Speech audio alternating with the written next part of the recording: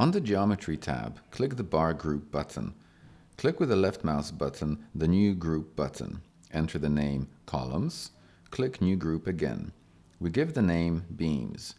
Change on the windows are confirmed by clicking the OK button. Now we will assign bars to the individual groups. I marked vertical bars in the work area. I selected bars while holding down the Control key. On the Geometry tab, I select Columns in the Bar Group section. The selected bars have been assigned to the Columns group. I choose the other bars. This time I'm choosing the Beam group.